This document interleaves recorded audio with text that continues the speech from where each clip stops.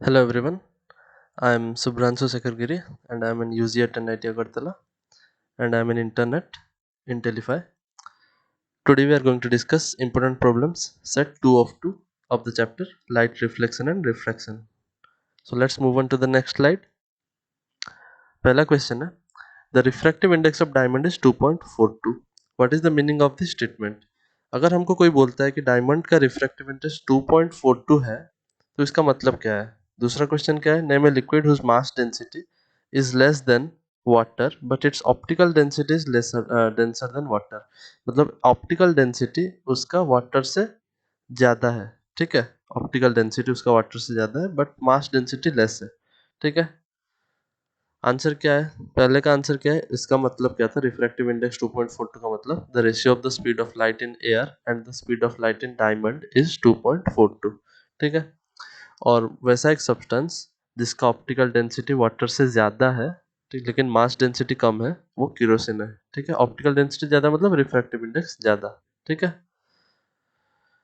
A ray of light travelling in air enters obliquely into water. ठीक है, obliquely मतलब with an angle, कोई भी एक एंगल के साथ अगर एंट्री करता है तो उसको ऑब्लिकली बोला जाता है. ठीक है, does the light ray bend towards और away from the normal? Why? Draw a ray diagram to show the refraction of this light of the light in this situation. ठीक है, तो हमको एक रे डायग्राम बनाना है जब वाटर के अंदर लाइट एंट्री करता है तब का. ठीक है, और लाइट कहाँ बेंड करेगा, टुवर्ड्स द नॉर्मल या अवे फ्रॉम द नॉर्मल? ठीक है, केस कुछ ऐसा होगा, light towards the normal bend करेगा. अगर वाटर, मान लीजिए सब्सटेंस टू वाटर है तो वो टुवर्ड्स द नॉर्मल बेंड करेगा, क्योंकि सब्सटेंस वन एयर था तो रेयरर से डेंसर मीडियम को आया तो टुवर्ड्स द नॉर्मल बेंड करेगा. ठीक है, light bends towards the normal because water is denser than air. The ray bends towards the normal because it has to travel with a lesser speed in water but with shorter time. ठीक है, distinguish between a real and A virtual image of an object. ठीक है, real और virtual image के बीच में हमको distinguish करना है. What type of image is formed by plane mirror and on a cinema screen? दोनों केस के लिए हमको लिखना है. अच्छा, if light rays are reflection, after reflection converge at a point and an image is formed, it is known as real image. If they are diverging and form a virtual image, मतलब diverging मतलब वो लोग really तो meet नहीं कर सकते, वो तो डाइवर्ज होकर चले गए, तो हमको वर्चुअली मीट करना पड़ेगा रिट्रेस बैक करके.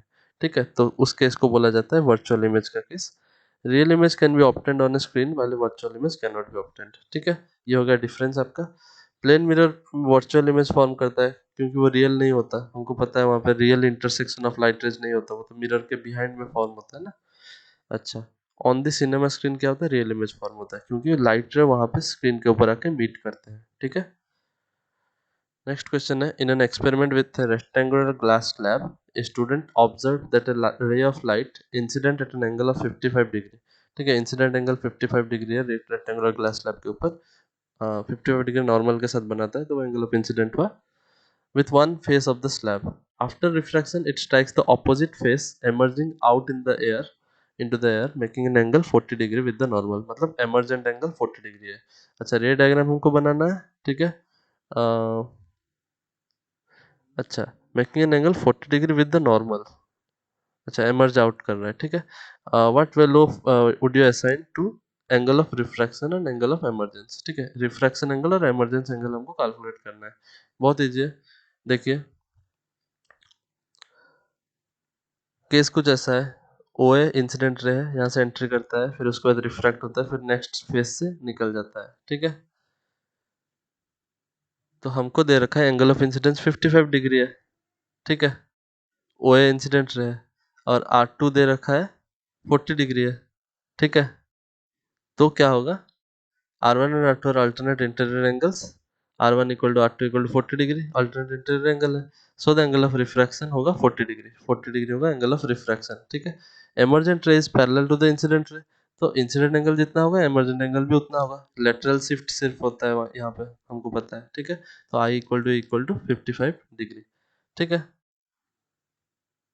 नेक्स्ट क्वेश्चन है redraw the diagram given below in your answer book. मतलब ये डायग्राम हमको रीड्रॉ करना था आंसर बुक में, दिल्ली में, दिल्ली और ऑल इंडिया में आया था ये वाला क्वेश्चन.